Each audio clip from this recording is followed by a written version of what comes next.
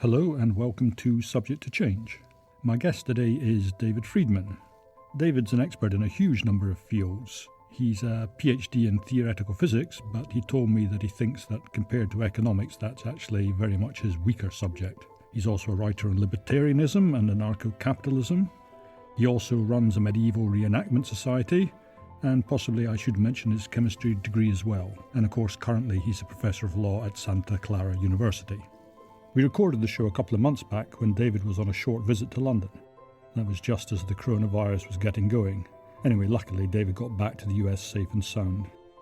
I first came across David's work when I read a review of his book, Legal Systems Very Different from Our Own. That was done by the excellent Scott Alexander on his Slate Star Codex blog. The review was really intriguing, so I bought the book, and it was just fantastic. The book itself ties together a lot of David's enthusiasms: history, economics, the law, and libertarianism. Basically, what Legal Systems Very Different from Our Own does is to look at legal systems past and present that have evolved outside or in parallel to the state. So it looks at things like Romany law, Islamic law, Jewish law, the law in 18th century England, the law at the time of the Icelandic sagas, and so on. I loved the book, and I found David absolutely fascinating to talk to. I very much hope you enjoy the podcast. Welcome, David Friedman, to the podcast. Thank you. Glad to be here. And thank you so much for coming all the way to London to say hello to me. Well, I came all the way to London for a number of different purposes, but it was very convenient. Okay, I'll definitely take that. What I didn't know, because I read your book, Legal Systems Very Different from Our Own, and I really enjoyed it, and I wanted to make contact with you and talk to you about it. And I had no idea that David Friedman was the son of Milton Friedman. And then I went, and even when I was looking at your bio, and I saw this very interesting biography, you had physics and chemistry and economics and law, I'm thinking, gosh, so can you say a little bit about your upbringing and how you got into these different subjects? I like to claim to have taught at the graduate level in two fields in which I have never taken a course for credit in my life. Certainly I grew up talking economics with my parents, mostly with my father. And thinking in those terms. And initially, I decided not to go into economics because I didn't want to spend my life being introduced as my father's son. Right. And so I went into physics, which was something that I was also good at and that I thought was sort of fundamentally interesting. And I got a doctorate in that field. And then when I was doing my postdoctoral work at Columbia, I concluded that I was really a better economist than a physicist, that if somebody was giving a talk in physics, I was one of the people sitting at the back trying to follow it. And if someone is giving a talk in economics, I'm one of the people sitting in the front and saying, well, isn't that wrong? And shouldn't you try this? And so forth. During the period I was a postdoc in physics, I wrote my first book, which is called The Machinery of Freedom, and which is a libertarian sort of economics, political philosophy kind of work. And I liked it. And I also did some work on population economics. The head of the Population Council, which was a private organization interested in your listeners may not realize that 50 years ago, population had the same status in the public discourse that climate change does now. Okay, sort of the Malthusian. The orthodox position was the reason poor countries are poor is they're overpopulated, and unless you do something to prevent population growth, they're going to get poorer. Right. And it turned out that was false, empirically. But the head of the Population Council thought that since people who were writing on this subject were all writing from a relatively left-wing point of view, it would be interesting to find somebody who was pro-free market and get him to write about it. And so he asked me to write them a pamphlet, and I wrote a pamphlet called Laissez-faire in Population, the Least Bad Solution, in which I was basically arguing that it was true that if you had another child, that had effects on other people. Some of the effects are negative and some of them are positive. And from the standpoint of economics, you want to ask, what's the summed effect? Is the net externality positive or negative? So I tried to calculate it. And I concluded that the numbers were sufficiently uncertain that I could not sign the sum. I couldn't tell if having another child on net made the rest of the world better off or worse off. And I published that article. And a number of people who I was interacting with, both my father and Gary Becker, seemed to think I was doing interesting work trying to analyze there was a good deal I did that didn't end up in the paper in trying to think through the logic of how you would evaluate such things. And so that encouraged me to think maybe I should do economics. And then somebody who had seen something of mine, I'm not sure what, was running a semi-independent center at University of Pennsylvania. And he offered to find me a postdoc position at his center if I wanted to switch fields and retrain. So I went to Penn, and I spent 2 years as a postdoc and then 1 year as a lecturer. And during that time, I wrote my first economics journal article, which was a theory of the size and shape of nations. And I started with the puzzle that nobody else seemed to have thought about, which was when the Roman Empire fell, why did it break?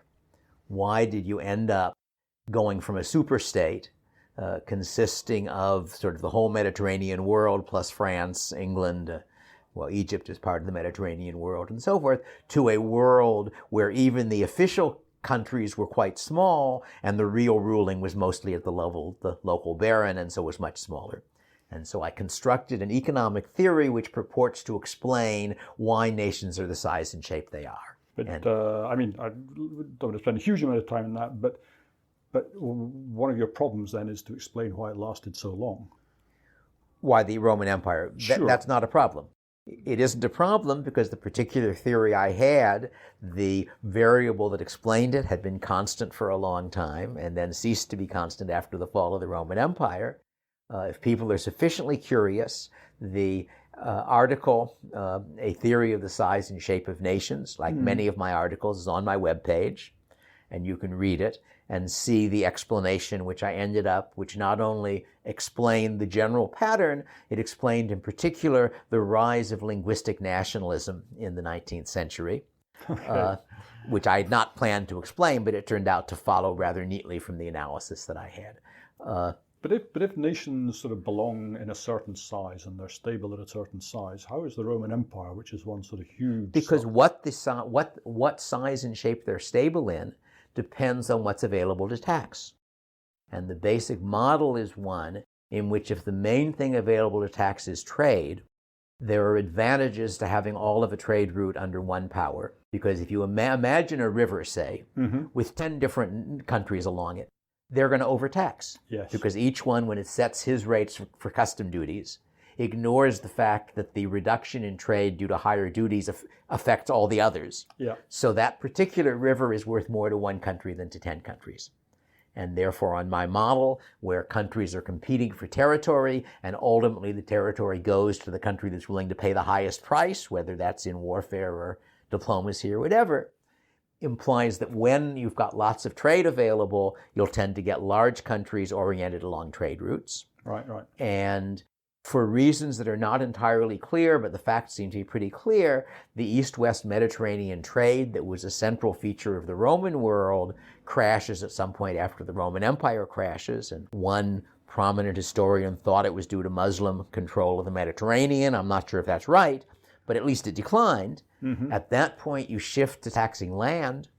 There is no economy of scale in taxing land. The 10 countries can get just as much as one country could.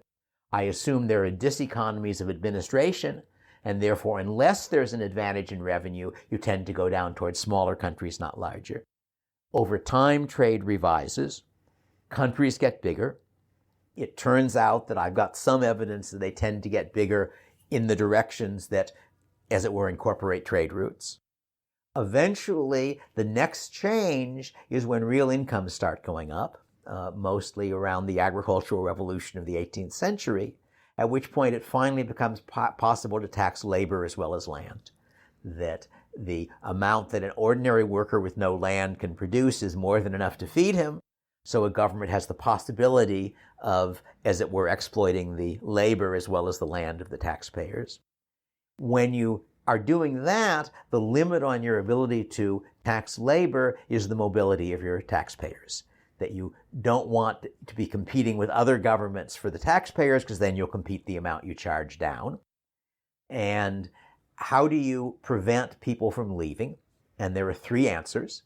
One of them is you have big countries, so the border is a long distance away. One of them is you build a wall around your country, which is what the Soviets did. That's a very expensive solution. And the elegant solution is you draw your boundaries along linguistic and ethnic lines, because no Frenchman wants to live in a place where they speak German. And that way both France and Germany can charge higher tax rates because each of them has a population which mostly doesn't want to move across the border. So that's the model which connects my argument to the rise of linguistic nationalism, which is one of the striking features of the last couple of centuries. And where does the EU fit into that analysis? Because it doesn't seem to fall within any of your three. Well, when I wrote that article, the common market existed, but I don't think the EU existed. So I have not really thought about that question very much. It would be an interesting question. Yeah. But in any case, my point is that was my first article. Sorry, I sort of skidded us off the road before we It was a fun article. I'm still fond of it. Somewhere I came across a review article about the literature on the economics of the size of nations. Mine was the first article in that literature, and the next one was about 10 years later by Jim Buchanan, and then there was a good deal more stuff since then, so I'm still rather happy with that. But in any case, the story I was going to tell is I submitted it to the Journal of Political Economy. The editor of the JPE was George Stigler, who was one of my father's closest friends, who I'd known since I was a child. He rejected it. And he rejected the article on the grounds that to be published in the JPE, an article had to have empirical as well as theoretical work in it. So the question was, how could I test my theory? And he had some suggestions, none of which would work. But I came up with some empirical tests. There's also a comment by somebody else, I think McCloskey somewhere, that it's impossible to do statistical tests of history before about the 18th century because the data aren't good enough. Yeah. And the one exception that McCloskey mentioned was my piece, because the data I was using was mostly maps, and we have maps going way back. But in any case, so I tested it and I resubmitted it, and the article was published. And I've been grateful to George ever since, because what I really learned in doing that was not that my theory was true. I got a little bit of evidence in support of my theory. But what I really learned was that the process of figuring out how to test it empirically forced me to think through much more clearly what my theory was. And that, I thought, was the real lesson from that experience, and a lesson that I've admired ever since. So I published that in the JPE. Then I ran into Jim Buchanan, who at the time was pretty much running the economics department at Virginia Polytechnic Institute, a public choice center. That was the place where public choice theory really originated, with Buchanan and Tulloch mostly. And it was clear that we had somewhat similar ideas, since what I was doing was a theory of political institutions, in effect. And so Jim invited me to come to VPI as an assistant professor, having no degrees in economics and never taking a course in economics. And I figured that my qualifications were, I had a PhD in another field, so that showed I could do academic work. I had published an article in one of the top journals, which most doctoral theses don't do. And so they invited me to VPI, and that's when I switched to being a professional economist. And how did you stumble into the badlands of the law? That's interesting. That's actually related to this book in a way. At some point when I was at VPI in the econ department, there was an article published by Becker and Stigler on the I'm trying to remember the title. It may have been on the compensation of enforcers, but the interesting part was arguing that the standard model for enforcing criminal law was not incentive compatible. That is to say that it was in the interest of people to do different things than they needed to do in order for the system to work.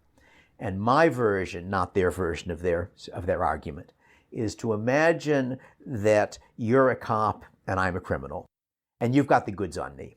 You have the evidence that will result in my paying a $100,000 fine or going to jail for a time that's equivalent from my standpoint to a $100,000 fine. Convicting me, turning the evidence over to the prosecutor and getting me convicted, will be a gold star in your report card. It'll improve your reputation a little, and it will raise your lifetime income by $10,000. And from the standpoint of the crime literature, we know what happens. You turn over the evidence to the prosecutor, I go to jail. From the standpoint of economics, we also know what happens. Markets exist to move assets to their highest valued use. The evidence against me is worth $10,000 to you and $100,000 to me. So there's obviously some price at which you sell me the evidence and destroy it. And that means that you need to have a second level of cops watching the first level of cops to keep that from happening. And what Becker and Stigler argued was the elegant solution to this problem is to stop paying cops a salary and instead saying that when you get me convicted of something with a $100,000 fine, the fine goes to you. So it's becoming a bounty system where the bounty is the amount of the punishment. And they then sort of sketched that as a hypothetical way of running criminal law. And an article was written in response to this by Landis and Posner, who were two of the top law and econ people at Chicago. This is Chicago Econ Department versus Chicago Law School. And they raised a number of interesting issues, of problems, things that Becker and Stigler hadn't thought about. And they argued that once you resolved these, what they were really doing was reinventing tort law. Because tort law, after all, the victim owns a claim against the tortfeasor. The victim hires a lawyer to prosecute that claim. The victim can settle out of court if he likes. And if he doesn't, if he wins the case, the money paid by the tortfeasor goes to the tort victim. So it was along those lines. And I got interested in it. And it occurred to me that I thought I knew a real-world society that had worked more or less along the lines of the Becker and Stigler proposal, namely Saga period Iceland. Iceland, about 1,000 years ago, the period described in the Icelandic sagas. And I knew a little bit about it, but not a lot. So I read up everything I could find. I read a bunch of sagas and some of the secondary literature, and wrote an article applying this controversy, as it were, to that historical system. I also wrote another article, which is a theoretical article. Landis and Posner claimed to have proved that the kind of system that Becker and Stigler were describing could not be as good as a perfect publicly enforced law. They didn't claim it was better or worse than a realistic publicly enforced law, but they said that there are ways in which you can't get the perfectly efficient outcome from this. And again, if people are curious, they can read the stuff on my webpage. I found a solution to that problem. I showed that by slightly changing the rules of the game that you were inventing, you could solve their insoluble problem. The problem was that you were trying to use one control variable to maximize two different things, which you can't do. And I showed you. Stop! I don't even begin to understand. All right. Anyway, basically, I wrote a theoretical article which answered one of the problems that they had raised. Okay. Both of these articles were published, I think, both in the Journal of Legal Studies, which Landis was the editor of. Okay. And in fact, when I got back the marked up copy of one of the articles, I noticed that the referee, in commenting on the article, referred to the Landis-Posner article as us. So it was pretty clear that Posner had been the referee, Landis was the editor, they published the article, and they invited me to come to Chicago for a year as a faculty fellow so I could argue with them at shorter range. So that's how I got into doing law and econ. And I went to Chicago for a year. I was at Tulane at the time. This is long after I was at VPI. Where is Tulane? Just New Orleans. Okay. I went to Tulane because the woman I had been courting, I finally persuaded her of the virtues of long-term contracting, and she agreed to marry me. And she was in New Orleans working for Shell Oil as a geologist. I was at UCLA at the time. It was reasonably clear I wasn't going to get tenure at UCLA, so I took a position at Tulane. And I was there for, I think, 3 years before I went to Chicago. They gave me leave for a year. People at Chicago wanted me to stay for another year. Tulane wasn't willing to give me leave, so the people at Chicago offered me, it was 2 years or 3 years or something longer. So I resigned from Tulane, moved to Chicago, which is sort of my hometown. The University of Chicago is, in a certain sense, my hometown. So I then took a position. I think I went to Chicago on a 1-year appointment originally. I ended up spending, 8 or 10 years as a faculty fellow at University of Chicago Law School. And it eventually became clear that Landis and Posner were not going to persuade their colleagues they needed another economist on the faculty. So I took a position in California at Santa Clara University, which wanted somebody who did law and econ, and I spent 20-some years there and then retired a couple of years ago. So you've been in California this last 20 years? Oh, well. Yeah, more than 20, probably about 25 years by now. Okay. Well, that's probably out of all the climates you could have picked, that sounds like you probably ended up with the best one. A nice climate, but a very bad state government. Yes, I kind of heard that. I don't know how true that is, but yeah, I certainly seem to hear that quite a lot. And in your book, which is about legal systems very different from our own, and I guess what struck me, and it probably makes sense when you're trying to see the world through libertarian eyes. Through economist eyes, much more. Okay, so when you're trying to see the world through economists' eyes, I guess you strip out a lot the state so that with the situation in Iceland, you barely have a state at all. You have no executive arm of government. Iceland has a court system and a legislature, so it's got a law code, but there is no enforcement by the state. Right. The enforcement is private. And there are other systems that go even farther. That's only a part of the book. That is, one part of the book is looking at what I refer to as feud law, which is systems in which law enforcement was private and decentralized. But I cover a lot of other systems as well. Yeah, but my point was going to be that then if you look at 18th century England, that's a different system. The state is there, but it's very weak. Let me go back a step. Sure. I wrote the Icelandic article. Right. That was fun. A good many years later, I got interested in 18th century England criminal law. Right. And I got interested in it for what turned out to be the wrong reason. There was an old article by Gary Becker in which he said, look, suppose you were punishing a certain crime by catching half the criminals and fining them $10,000. You could get the same amount of deterrence if you caught a quarter of the criminals and fined them $20,000. Mm-hmm. Or an eighth of the criminals and fined them $40,000. It looks as though the optimal system is an infinite punishment with an infinitesimal probability. This is sort of a puzzle. Becker offered an answer, I think an incorrect answer to that puzzle. But it occurred to me when I had read a little bit about 18th century England that 18th century England had the famous Bloody Code in which all serious offenses were capital. And I thought maybe this is an example of the closest real world thing. So that's how I got interested in it originally. But it turned out I was wrong, that it is true that on paper all serious offenses were capital. But if you were charged with a serious offense, you had maybe 1 chance in 8 of hanging. And if you were convicted of a serious offense, you had maybe a 40% chance of hanging. So it was actually a much more complicated system. But it turned out to be interesting for a whole bunch of different reasons. And one of them, the one you were just talking about, is that it was a legal system in which criminal law was privately prosecuted. So once somebody got convicted, the state hanged him or pardoned him on condition of his agreeing to 17 years of indentured servitude in the New World, or pardoned him on condition of his agreeing to enroll in the Army or the Navy, or pardoned him and sent him home. That was up to the court, essentially. And why would the courts ever pardon somebody just and send them home? Why would they do that? Well, I discussed that in some length. That basically, the system, from my standpoint, has several different puzzles. The first puzzle is, given that the job of finding out who did it and proving he did it is the job of the victim rather than of the state, why does anybody bother? That if you think about it, tort law is sort of like this. When somebody bangs up your car, the police aren't the ones who sue him. You sue him, or Right. your lawyer sues him. And so it was, again, the Becker-Stigler kind of approach. But when you sue somebody, you get the money. In 18th century English criminal law, if you finally succeed and he gets convicted, so they hang him, you don't get anything. So one puzzle is what was the incentive to prosecute. Another puzzle was why you had this system where all of the serious offenses were capital, but in fact there were a bunch of ways out, which they followed. And I've got a number of different theories of what's going on in the book. One theory is that it's just price discrimination, that if you think about it from the standpoint of the enforcement arm, if the guy you've convicted is really a serious criminal who, if you don't do something serious, is going to keep committing crimes, you hang him.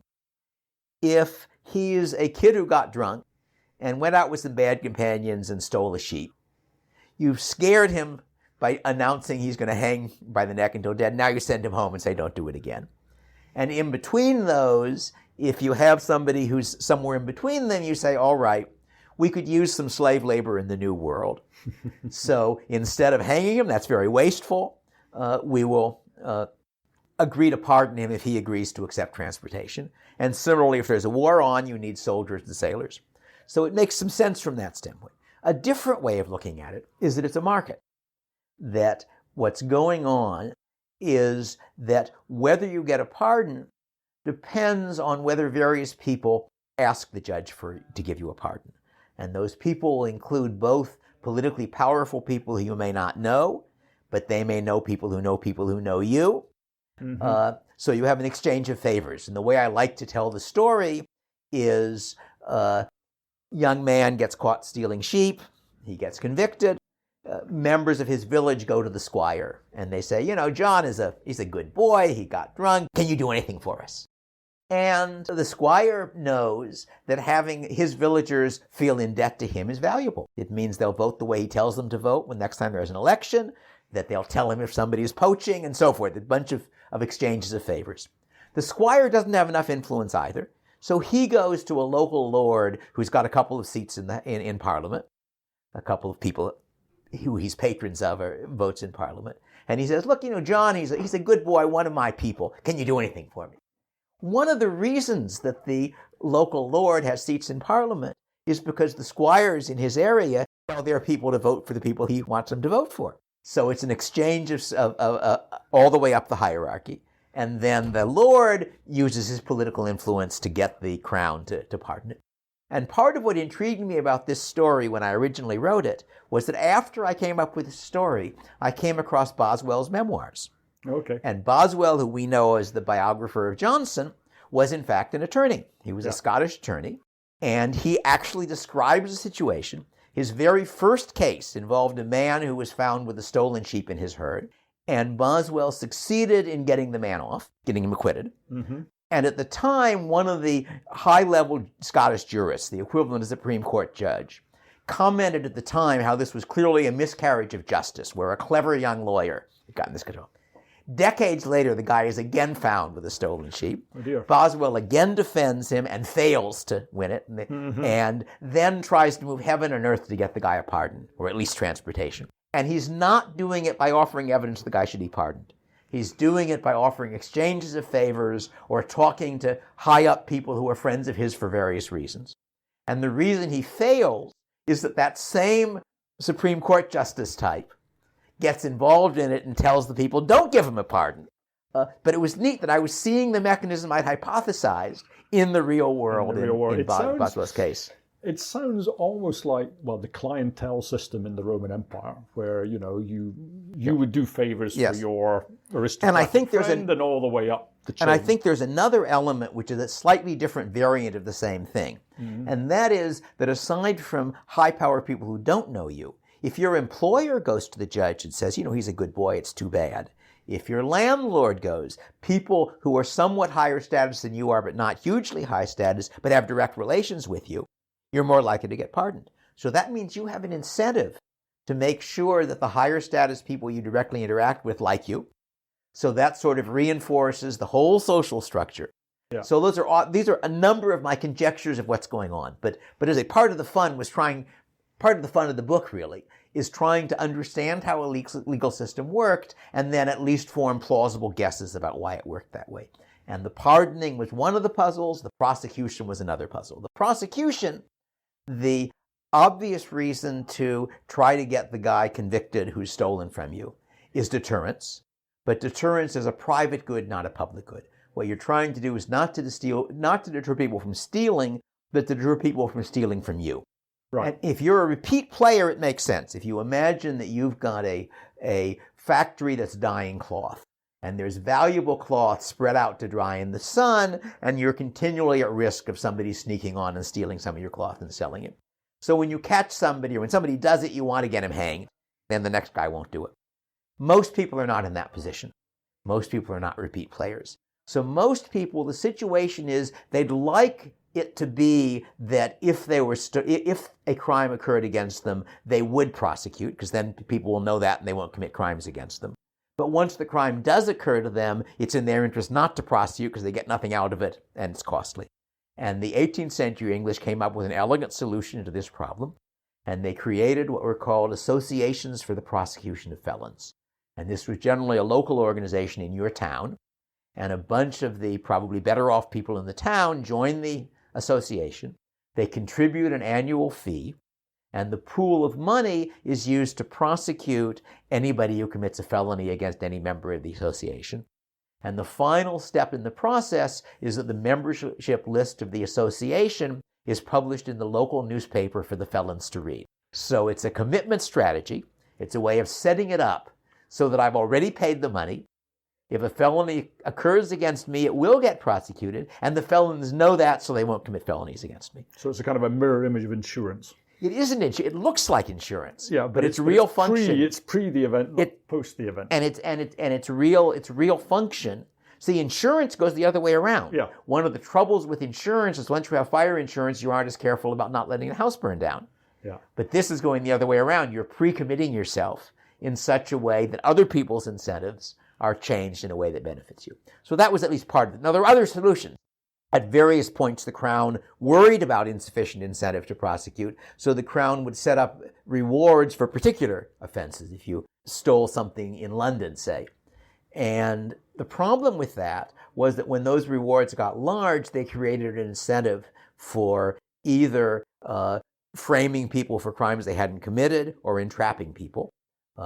And there was, in fact, a mid-18th century, a scandal in which it turned out that a gang of people had gotten like 7 or 8 people hanged in order to make the money for the rewards for the particular, they were making sure that they were either framing people or entrapping people for a particular offense which had a high reward for it. And so was that Jonathan Wild, the thief-taker general? Jonathan Wild is certainly a part of this story, but he's not the part that I'm describing. This was a different gang. Okay. Jonathan Wild, I don't know if he framed anybody. Jonathan Wild combined 3 professions. He was a thief-taker, that is to say, somebody who caught thieves for the reward or for private rewards, when the victim might offer a reward, of course. He was a large-scale recoverer of stolen property.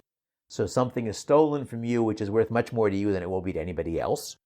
And for appropriate payment, Jonathan Wild would somehow or other find out where it was. And he was a large-scale employer of thieves. And he ran this for about 10 years before he was caught and hanged. And he, as you may know, shows up in various places in literature, in particular, Threepenny Opera. He is the original of Mr. Peachum. And of course, part of his enforcement for controlling the thieves he controlled was he could turn them in for the reward if they didn't do what he told them. So it was quite an interesting character, and he shows up in various pieces of literature. I think there's a novel maybe by Field or by somebody like that, Fielding or someone like that, in which he's the central figure. But that was not, the scandal in question was not him. It was a bunch of people who had just been deliberately getting people convicted of crimes that they had set up in order to collect the reward. So at that point, they scaled back on the rewards some. But that was part of the interest of all of these things is what I think of as threads, as common issues that run through multiple legal systems. And one of those common issues is you need an incentive in order to prosecute crimes. But the more incentive you have, the greater the incentive there is to prosecute people who are innocent in order to get the reward. And that it shows up in lots of systems. Periclean Athens, which I like to describe as the legal system of a mad economist, because it's full of clever ideas that might or might not work. And one of the things that they did was that for a criminal case, if you failed to get, I think 30%, if I remember, they had large juries, several hundred people in the jury. And I think it was if you got fewer than 30% to convict on your charges, the private prosecutor was fined.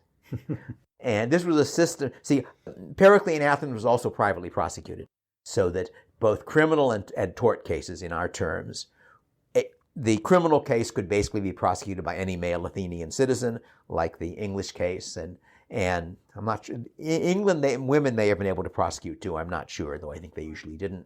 And Periclean Athens had a much larger division between male and female than even 18th century England did. And so in that system, as I say, in the criminal case, if you didn't get, I think 30% of to vote for conviction, you got fined.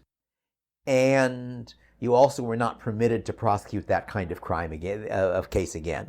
And in the tort case, our information isn't very good, unfortunately, on Periclean Athens. But for at least some cases, if you lost the case, the person suing owed money to the person he had sued. He owed 1/6 of the amount that he claimed had been owed to him.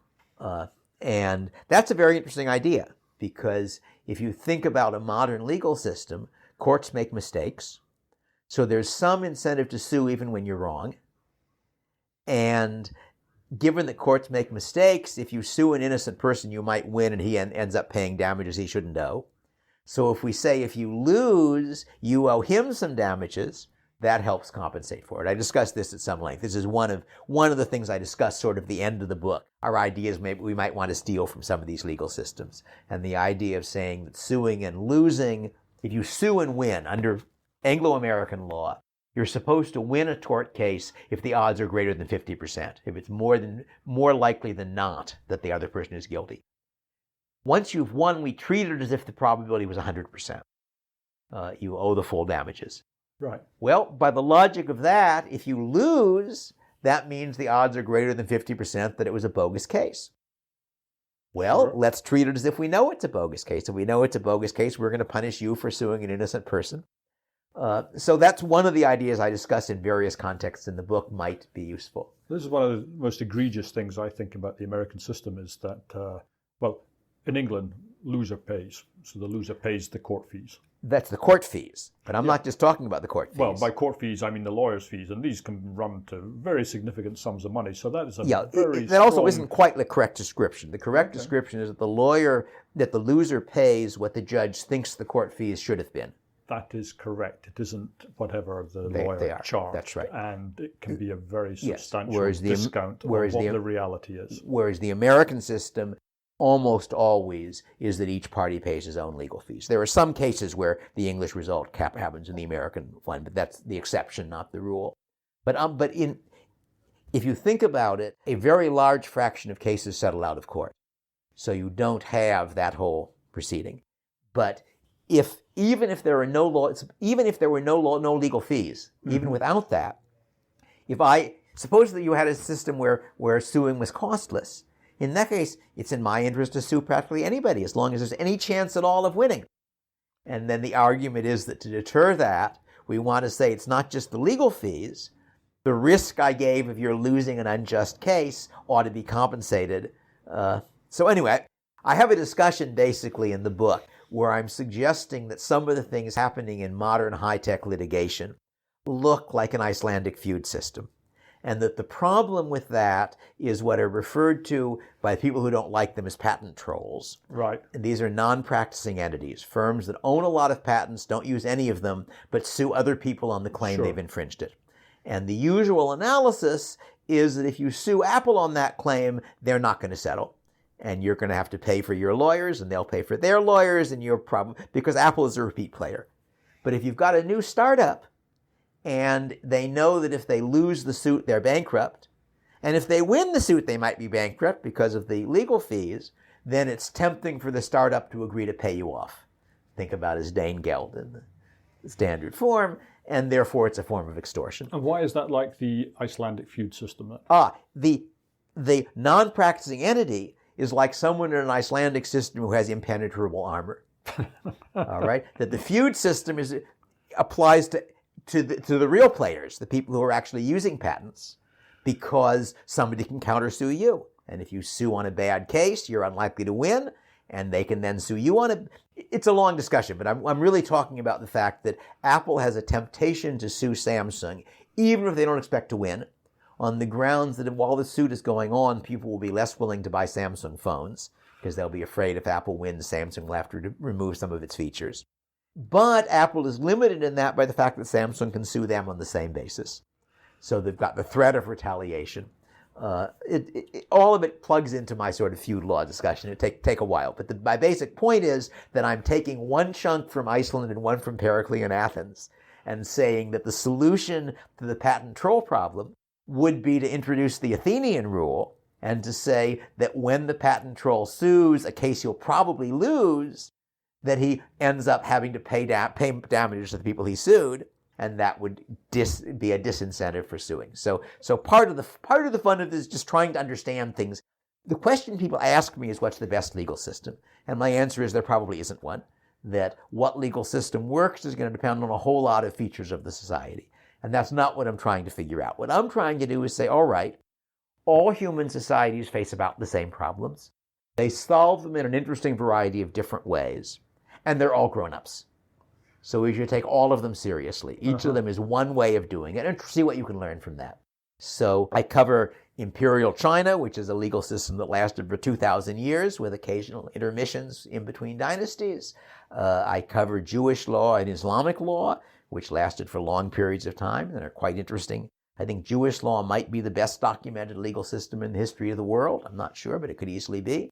And I look at a number of non-governmental systems that still exist. I look at the Amish, for example, who have their own legal rules, and the legal rules are specific to a particular Amish congregation. Each congregation gets to make its own rules, and a congregation for the Amish is 25 to 40 families, so it's a micro-state, as it were. And try to understand that system. Very successful system, incidentally. The Amish, there are about 250,000 of them in the U.S. at present, and their population doubling time is about 20 years. Yeah, it seems like in a couple of hundred years, America will be Amish. I don't know if they can maintain it that long, but if they did maintain it, that would happen.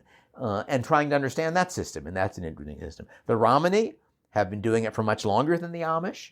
The Romani have been around for about 1,000 years, roughly.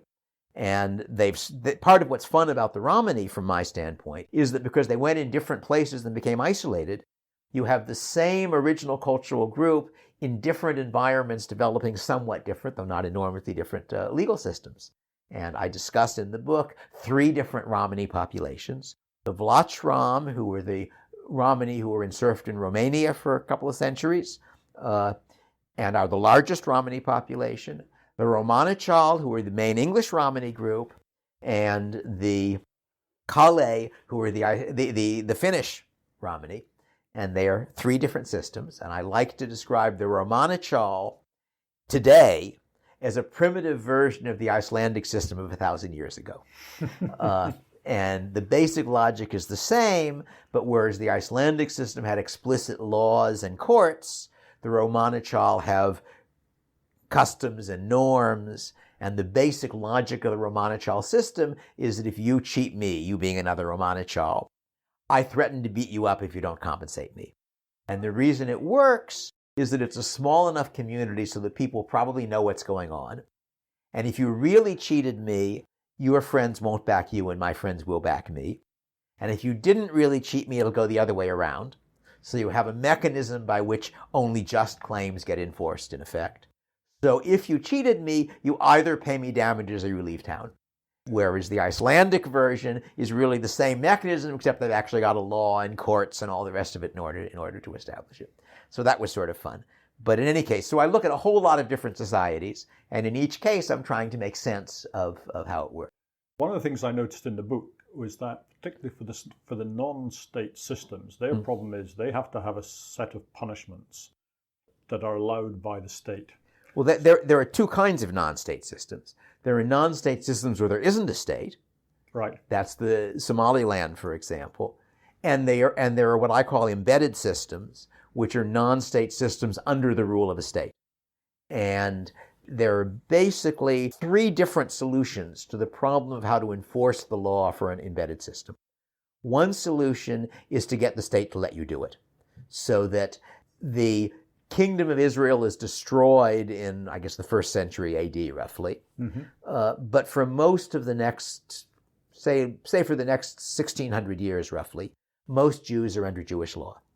Right. And the reason for that is that the Christian and Muslim rulers mostly find that the easiest way to deal with their Jewish subjects is to subcontract the jobs to the Jewish communal authorities in exchange for taxes, basically. Right. So that you have a situation, it looks as though it's even the case that the Jewish communal authorities could impose a death penalty on a member of their community, with the state actually implementing that penalty. So that's one solution, if you can get them to subcontract it to you. Was an example in your book where the state would enforce a penalty against somebody for cooperating with the state? That's what it looks as though is happening. This is in Al-Andalus, in Muslim Spain, or maybe even, no, it would be Muslim Spain. I might have been early Christian, but I think it's Muslim Spain, where one of the offenses is being an informer. And an informer is somebody who tells other people information about a fellow Jew, which gets him in trouble. And being convicted of an informer 3 times, I believe, is a capital offense.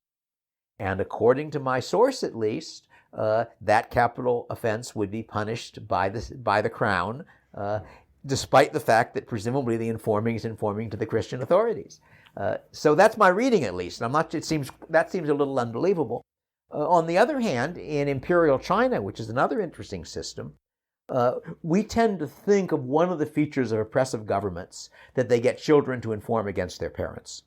In Imperial China, accusing your parent of a crime of which your parent was guilty was a crime by you. Right. It was illegal to tell the government that your father had done something illegal. And again, I think I understand why that was happening. That's one of the things I discuss in the book. But there are a lot of weird and interesting features of these legal systems. But if the Chinese state decided your parent was guilty of something, could you be obliged to give evidence against them? And were you then yourself guilty of a crime, I wonder? I wonder how far the logic went. I do not know whether if they detected the crime, they could get you to give evidence. I suspect they would prefer not to. But depending when in Chinese history it is, one possibility is that when you accuse your parent of a crime that he's guilty of, both you and the parent get punished. And another possibility, I think at a different period, is the father does not get punished and the son does. And what's going on there, as I read it, is that the Chinese Empire is ruling a very large population. By the end of the imperial period, you've probably got about 400 million people there. That's 19th century. And they're doing it with a fairly small elite bureaucracy of scholar bureaucrats. Very hard to do. And there are several ways they solve the problem, but one of them is, again, subcontracting, that you get most of the enforcement of rules to be done by other authority structures. And the most important of the authority structures is the extended family. So you have legal rules with the state that are designed to maintain the authority of the extended family over its members. So, for example, any offense committed by a junior relative against a senior relative, the punishment is ramped up. Any offense committed by a senior relative against a junior relative, the punishment is ramped down.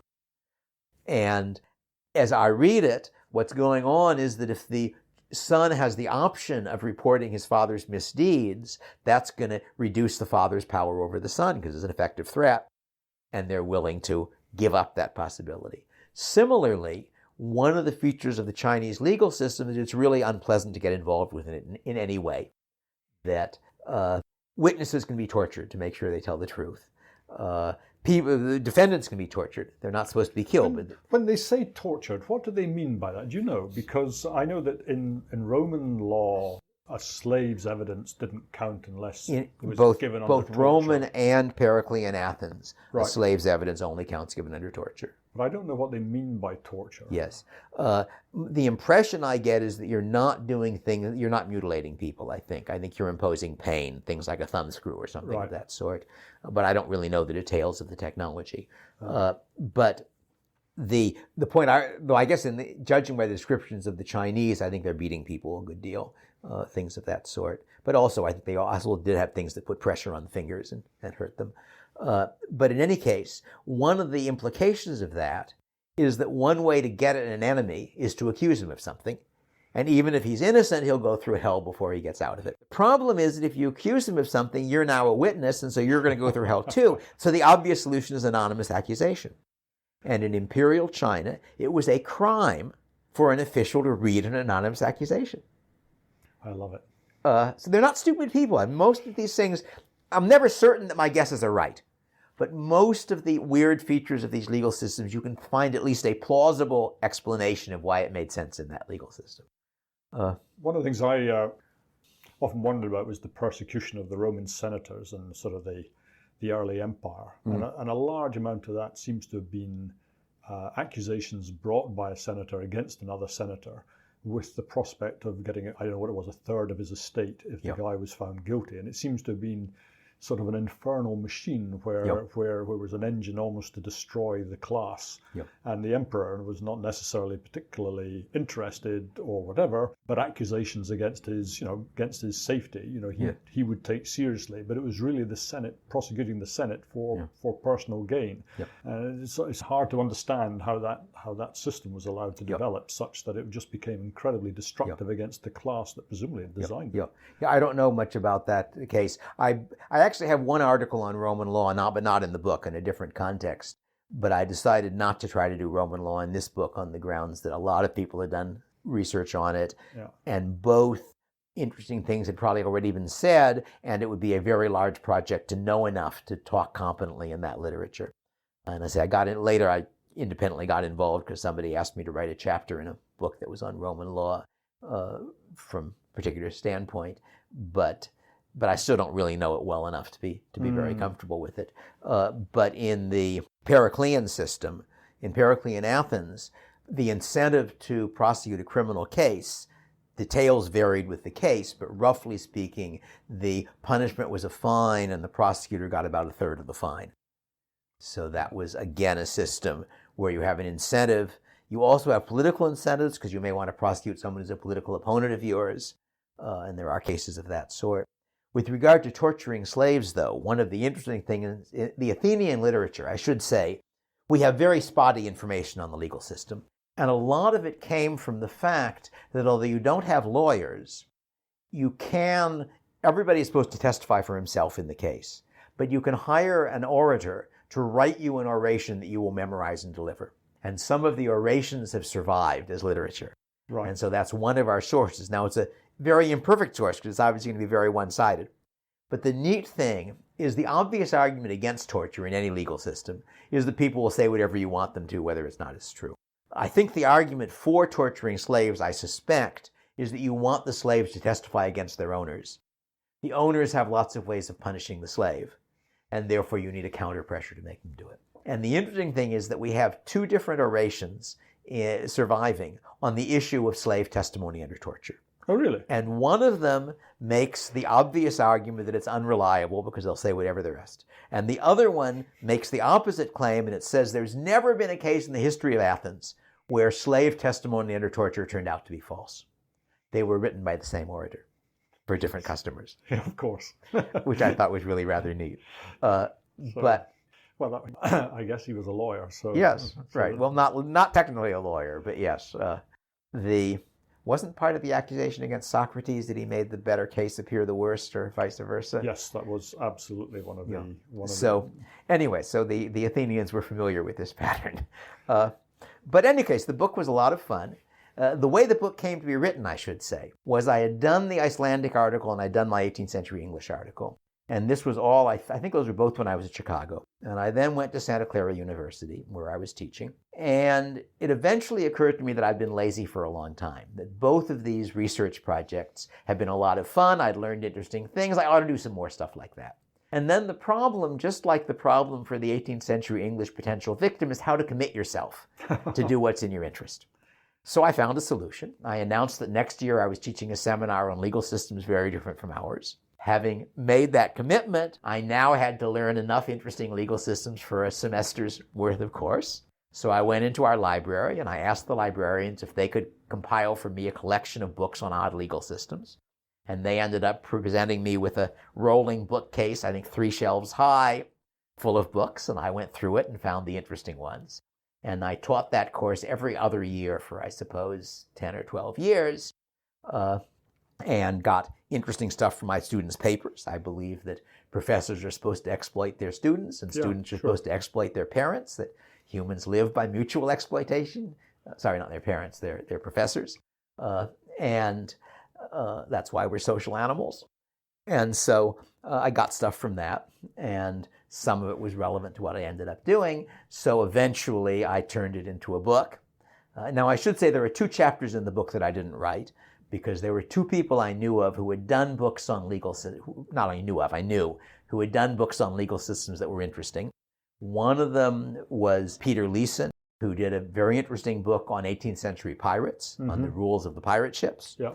And the other was David Scarbeck, who did a very interesting book on prison gangs, on modern prison gangs, and what's essentially a spontaneously arising private legal system inside the prison. And so I considered the possibility of reading their books and writing a 1-chapter summary, but I decided it made more sense to get them to do it. So I invited Peter and David to contribute a chapter each. So the book has got 3 authors.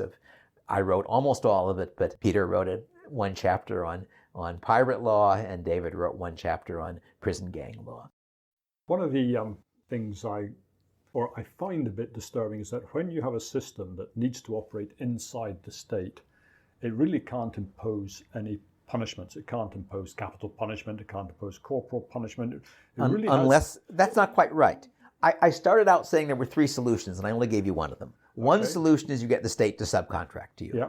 The second solution is you use violent punishments and you stay below the radar. Sure.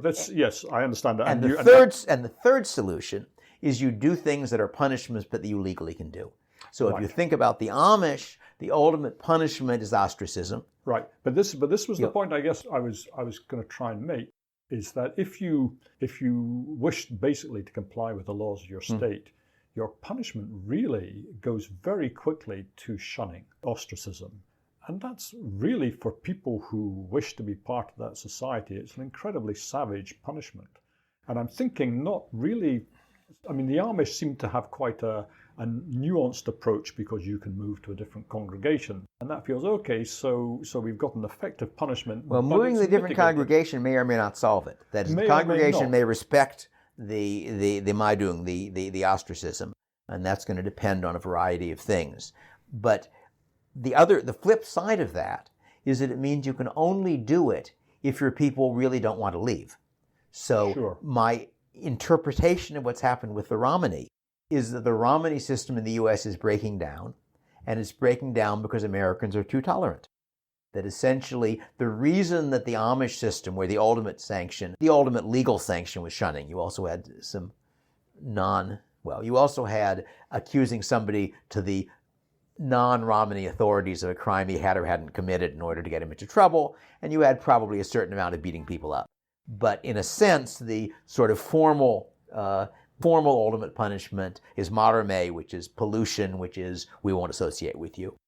And that worked because from the standpoint of the Romani, everybody who wasn't a Romani was filthy, diseased, ignorant, didn't want to associate with them. And from the standpoint of the non-Romani, the Romani were people who stole chickens and maybe babies and generally couldn't be trusted. And in that situation, the threat to be expelled from the only tolerable society was a really drastic threat. And there's one book written, I think about 1980 or so, by a woman who spent some time with a Romani community a couple of hours from San Francisco and wrote a very interesting discussion of that whole society. And she wrote another book a couple of years ago. And what she's describing is the breakdown of that system. She doesn't say so. She wants to claim they're always surviving. If you really read what's happening, there's a very moving letter she got from somebody who was a student in the Romani school she was associated with back, 30 years or something earlier. He's now a grandfather, and he's describing how things have changed. And it used to be that we took care of each other and so forth and so on, and now it doesn't work anymore. And I think part of what happened was that U.S. society was sufficiently tolerant that it was actually fairly easy for a Romani who wanted to leave, and that over time that broke down the barrier, and therefore there are probably parts of the Romani community where it's still working, but to large parts of it, they're no longer really under Romani law anymore. I guess shunning works, though, if it's your own family that's doing the shunning. Yes, although you shouldn't exaggerate it even for the Amish, because Maidung does not prevent you talking to somebody. Your wife shouldn't sleep with you unless she is also under Maidung. And if another Amish wants to buy something from you, he puts the money on the table and you take it off the table. Right. So it's partly a sort of symbolic separation. It certainly reduces the amount of interaction, but it isn't literally true that you can't talk to the members of your family. Right. And of course, none of these rules apply to minors. It's not exactly a minor, but the Amish rules only apply when, as an adult, you have sworn to join the community. That the Amish came out of the Anabaptist movement. The Anabaptists didn't believe in infant baptism because an infant can't sign a contract. And the Amish still take that position. Yeah, I'd never really given any thought to the Amish and the fact that they are actually a religious community. Oh, yeah. And I guess that's it, front, center, and back. They are a religious movement. Each Amish congregation has 4 clergymen, a bishop, and I forget the names of the categories of the others. The clergymen are chosen by lot, and it's an unpaid lifetime position. So it's kind of a Periclean democracy. except that the Periclean system, it was laud among all adult males of the appropriate age. Right. And the Amish, you get nominated by other members of the congregation, but the selection of, and I think it depends, 2 or 3 people I think are sufficient to nominate, depending on the congregation. And and among those who are nominated, God chooses. Right. I see. So that's the idea. And under the Athenian system, you're there for a year or however long it is. For a year. And you get prosecuted if you did it wrong. Under the Athenian system, all positions except generals are chosen by lot. It's radical democracy. It's funny that we think of Athens as a democracy, and it is true that law was done by majority vote of the assembly, but they didn't elect people in our sense of election. Right. I think they would argue that if you elect people, then the rich and people over 70 will tend to have an advantage. But could be. But certainly, their system is, no, political positions should be open to everybody. Friedrich Hayek, in the book The Road to Serfdom, one of the chapters is called something like "Why the Best Come to the Top," where he's arguing. Why the worst come to the top. Right. That there are various undesirable features which make you likely to win an election, like being willing to lie and being good at lying with a straight face, and which we certainly see examples of in the modern world, and therefore that's a problem with democracy, basically. Yeah. And when you went through the book, obviously you've thought about these legal systems. Yes. Assuming that you could make 2 or 3 minor adjustments to U.S. systems, U.S. criminal law, what would you change based on your readings of these societies, which is more or less realistic? Yes. Because obviously you could redesign the whole thing. Yeah. But assuming you can't do that, what that's what the first thing I would change, which is not based on this, would be to abolish the war on drugs. I think that's probably the most destructive bit of our system. But the other the two ideas that I think would be worth at least seriously considering based on historical systems. One of them is the Athenian rule, which says that if you sue somebody and lose, you owe damages. Not as much damage as you sued for, but an amount somehow proportional to the amount you claimed. Because, of course, one of the odd features of our system, both criminal and civil, is that you can make claims that are vastly overstated in order to get the person to compromise to what you want. So in our criminal system, we have plea bargaining. Yeah. And as you may know, in theory, we have jury trials, but nobody gets them. That's, something well over 90% of all felony convictions are people pleading guilty as a plea bargain. Right. This is a system we just don't have in England. We sort of do, in that you get a discount on your sentence if you plead guilty early, but the discount is modest. Yeah. But the American system, basically, you get in a fight with somebody and he ends up getting killed. And the prosecutor can say, look, I'm going to charge you with first-degree murder and put you in jail for 30 years. But if you are willing to agree to manslaughter, then we'll save the trouble of a trial and you'll go to jail for 1 year or something. And therefore, you may easily have people who can plead guilty to offenses they know they haven't committed. Yeah. Particularly as under the American system, they seem to have sentences which are savage by European standards, at least. Yes, though in some sense less so than either 18th century England or even America 50 years ago, that we have almost no death sentences. That's by state law, so there are some. But in any case, but in the civil case, you can sue somebody for $50 million, even though you don't really think you can get more than $1 million. Mm-hmm. But as juries are unpredictable. He has some risk of paying you $50 million or $10 million, so he'll settle out of court for $1 million. Yeah. So if you have the Athenian system, if you sue him for $50 million and lose, you owe him, say, $5 million or some very large sum. Yeah. So that would be useful. And the other thing is something that I got from the Icelandic system, that one of the problems in the Icelandic system is what if the victim doesn't have sufficient access to physical force to prosecute his case? That the way I like to imagine it is you're an elderly man, you have one son, somebody kills your son. Legally speaking, you can take him to court and expect him to pay you large damages, wehrgeld. But you know perfectly well that if you try to do that, you'll never make it to court. Right. You'll get beaten up on your way. However, your neighbor is a wealthy farmer with 4 sons who went a Viking in their youth and lots of friends and allies. So you transfer your claim to him. Mm-hmm. He enforces the claim. He collects the money. If it's hard to enforce the claim, maybe he keeps the money. If it's easy, maybe he agrees to get half of it to you. But either way, the guy who killed your son has gotten punished. So that was a way in which relatively weak people could still get their rights enforced. And so that's the respect in which I like to claim that the U.S. legal system is a mere 1,000 years behind the cutting edge of legal technology. Because if you think about our tort law, if claims were freely marketable, somebody smashes your car, commits some serious tort against you, you may not be able to afford a lawyer.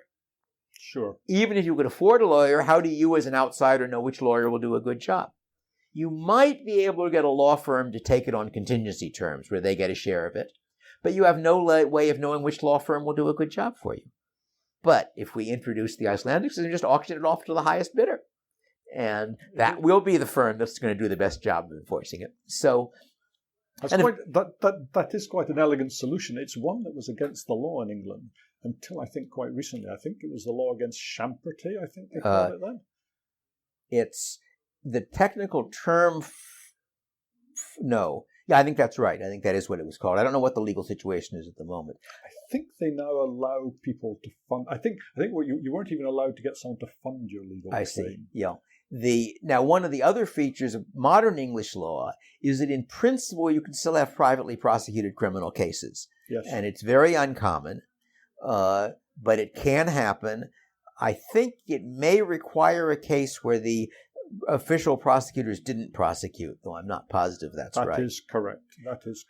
And they can take it over if they want to, and I think they can even squash it but that is not something that they like to do, but it is extremely rare. If you go back to 18th century law, there still existed on the books, though it wasn't really being used, a action called an appeal of felony, which was a private action for a criminal offense which had execution as the punishment. And as Blackstone says, Blackstone comments this isn't really being used anymore, but as Blackstone says, if you were convicted on an appeal of felony, the king can't pardon you because the king is not a party to the suit, just as the king can't cancel the verdict of a tort suit. And there's a very interesting case. Do you know who John Wilkes was? I seem to remember he was a bad lot, but I can't remember anything about him. No, I wouldn't have said that. He was a very interesting guy. John Wilkes. Well, who was the person who killed Lincoln was named after John Wilkes. That was John Wilkes Booth. Okay, well that may be who I was John thinking Wilkes was an English journalist politician, 18th century, who was at various points a prisoner in the Tower, an outlaw wandering around Europe because he would be arrested if he came back to England, Lord Mayor of London, member of Parliament. He was at one point in his career, he's elected to the House, and the House refuses to seat him. Runs the election again. He wins again. They refuse to seat him. He run the election a third time, and they seat his opponent who lost the election. Brilliant. And they later, I think, removed the record of that action on the grounds they'd been wrong. But he's a fascinating character in lots and lots of different ways. But where was I? I was trying to remember how did I get onto John Wilkes? I don't know how we got onto John Wilkes. You wouldn't know. There was something that Wilkes had to do with that involved this stuff, but I've now lost track of it, I'm afraid. Too many things. Maybe I can remember it. Let me just think for a moment to see what were we on just before I brought it? We're talking about champerty and paying for the fact that under English law you're not allowed to pay for. You're not allowed to take over somebody else's claim. You aren't allowed to take over. Yes. This is the following story, which is going on, and that is that when at one point Wilkes is in prison in London, and his supporters are mass demonstration outside the prison, and the authorities get worried. And they call out the troops, and they end up firing on the crowd and killing several people. And because this is a system with private prosecution of crime, Wilkes' supporters charge the magistrate who gave the order with murder. And he is tried. He, in fact, is acquitted, but he's tried in London, which is very pro-Wilkes Place. So he's actually seriously scared. He faints at several times during the trial, apparently. Now, that looks like an advantage of private prosecution, because it means that the fact that the Crown likes you doesn't mean you can commit murder, which is part of my explanation for why England had private prosecution at the time. It wasn't they didn't know about the idea of police, because France had a modern system, essentially. Sure. But part of my argument is that England in the 17th century has two civil wars, a military dictatorship, a coup to end the military dictatorship after Cromwell's death, and another coup called the Glorious Revolution to replace the Stuart monarchy with a new monarchy. And that it may have occurred to people in that sequence of events that if the Crown controls prosecution, the king's friends can get away with murder. And that was one reason, I suspect, for keeping it private. But the one limitation to the story I was telling about Wilkes is that if the magistrate had been convicted, the king could have pardoned him. Now, it would have been politically much more expensive than in our system to just not prosecute. I have various examples in the modern American system where somebody commits a crime that the government's in favor of and just never gets prosecuted for it. The standard example is the Director of National Intelligence is asked in his testimony to Congress whether the National Security Agency collects any kind of information on millions or tens of millions of Americans. He says no. And he's lying. And then Snowden gives his testimony. It becomes public information. He's never charged with perjury and tried for it. But technically that's perjury because he's given the evidence in front of... I believe it was sworn evidence. I've had somebody argue that it wasn't, but I've never seen any evidence that it wasn't, because it normally would be, I think. Another case is that George Bush confessed to a felony, because George Bush, by his own account, used information the National Security Agency got by wiretaps that were done without the court order that under FISA, the Foreign Intelligence Surveillance Act, requires a court order to do those. And under FISA, it is a felony either to do it or to knowingly use information produced by doing it. Right. So as far as I can tell, maybe I'm mistaken, because I'm not a lawyer, and it's not like I've investigated it with defense, other people arguing their side, but it looks to me as though Bush confessed to a felony. Under U.S. law, he can't be prosecuted for the felony while he's president.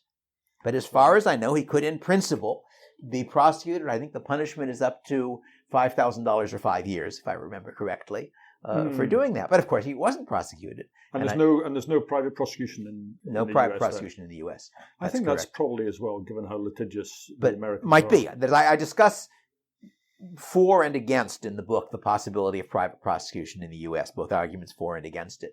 But going back to Wilkes, if in that case, if the guy had been convicted, the king could have pardoned it. If it had been an appeal of felony, on the other hand, the king couldn't have pardoned it. And there was, in fact, a later case involving some of Wilkes' supporters, but Wilkes wasn't involved in that one, where you had a couple of Irishmen who murder somebody, and they end up getting pardoned by the Crown, apparently because their sister was the mistress of several high-ranking noblemen. And Wilkes, in his very anti-government magazine, the North British Inquirer, I think it's called, North British something or other, has this really, not whether he wrote it, I don't think we know, vituperative thing about, a chaste and noble monarch who is pardoning murderers because their sister is a whore. I don't have the words right, but it's something along those lines. I'm sure they're not too far away, because and so in that case, some of the Wilkes people attempt an appeal of felony against them, and they do not succeed. As Blackstone has said, it's not really a doable thing under current legal rules. But in principle, they could have. And if they had, they could have gotten the people hanged, and the king couldn't have pardoned them. So that's sort of an interesting bit of it. So anyway, the book was a lot of fun, as you can see, to write. I can't recommend it enough. It's like going down a rabbit hole, and you think, oh my goodness, I had no idea that these things existed. And particularly, Because I live in Britain, I particularly enjoyed 18th century England, where Yes. it seemed to be like an economist's dream, where you could commute things to fines, and you could pay people not to prosecute you, and even if you did get Paying you people could pay not to somebody off. prosecute you is probably illegal. The original meaning of compounding a felony is an out-of-court settlement in a criminal case. It clearly was happening. That was what We've got evidence. The Ryder Papers are the notes of an 18th century English judge. And when I was at Chicago, they had a copy of them. I don't know if it's ever published, but at least there are some copies available. And it's clear from things he describes that you had situations where the victim is asking to be paid off to not prosecute. But he wasn't supposed to. No. Now, in minor offenses, he was supposed to. That for things that were not felonies, I'm not sure whether it would be misdemeanors or relatively minor cases, the normal procedure was that the offender would try to make terms with the victim, and the judge would ask in the course of the trial, has he satisfied you? And basically, if he's satisfied you, you let him off with a rap on the wrist kind of thing. And if he hasn't, then you would have a more serious offense. But those were for non-death penalty, non-felony offenses. It just became clear for me reading the book. There's so much of our history and our legal history that I just completely clueless of. Yes. And I think we kind of assume that our system, that the one we have now, well, that's the way it's always been done, Yes. and it's the right way to do it going forward. And then you read that, and it kind of just gives your mental world a bit of a Yep. twist. Well, if you want a little bit more, I cite a piece done by an American scholar who's looking at, I think, 13th century English law and at the transition, the sort of temporary transition, as it were, from privately prosecuted to publicly prosecuted, where what he thinks is going on is that the incentive to prosecute is the possibility of being paid off for an out-of-court settlement. And under the rules that then exist, if the private plaintiff drops the case, it is possible for, as it were, I think it's the grand jury, to pick up the case. And he argues that in the early part of the century, they normally didn't, and there was therefore a reasonable incentive to settle, and that by the end of the century, they normally did, and you therefore stop having private prosecutions. Or greatly reduce it. I'm also interested in this idea of trial. Was it the idea that you have trial by ordeal? Yes, well, Peter Leeson has an article on that. I don't think I discussed that here. Maybe I discussed it briefly. Peter Leeson has an article arguing that trial by ordeal worked. And his argument goes as follows, that the system was so structured that the defendant, in effect, could choose a route that got him to an ordeal or a route that didn't get him to an ordeal. That the defendants believed that God would, in fact, give a true verdict. Consequently, a defendant who was guilty was very reluctant to get the ordeal. So most of the people who got the ordeal were innocent. The priests knew this, and the priests therefore usually rigged the ordeal to acquit. Right. And he has data, he has evidence. Certainly not proof, but he's got a bunch of cases. One of the ordeals was you tie the person up and you dump him in water. And if he sinks, he's innocent, you pull him out and untie him. If he floats, the water has rejected him because he's wicked. And then you pull him out and untie him and punish him for what the punishment is. He's got a whole bunch of cases, and only men got that ordeal. Right. Because women have subcutaneous fat. They're much more likely to float. Right. So they can't fix it so easily. And he has a bunch of cases somewhere in Central Europe where an implausible number of people pick up red hot iron without getting burned. Right. So again, he can't. Even one would be implausible. Yes, I don't know if it's literally red hot, but there's supposed to be a mechanism, and he thinks that there was a way of rigging it so that the metal had really cooled noticeably by the time the person picked it up. So I'm not sure he's right, but it's a really Peter's a lot of fun. I've been arguing for a long time that there are two ways you can do academic research. One of them is cultivating the intensive margin, that is looking at some question that economists have looked at for 100 years and trying to do something new about it. And the other is the extensive margin, which is looking at things you can apply to economics to that people haven't applied economics to. That's what public choice theory was, for example. That's what Becker's economics of crime was. And Peter Leeson is the person I know of who, in the last decade or so, maybe a little longer than that, has been cultivating the extensive margin, doing fun work on areas other people hadn't thought to look at. Okay, well, I will look up that article. Yeah. And I think I cite it in my... Oh, it's cited in the book, is it? bibliography, yeah. Oh, I beg your pardon. Well, Well, I don't swear I do. I cite some of Leeson, but I'm not sure if I cite that article or not. I might. I don't remember what's in this book and what I put other places, but so I may or may not mention Leeson's argument, but it's a lot of fun. Okay, David Friedman, thank you so much for coming to talk to me. Thank you very much. It was fun for me too.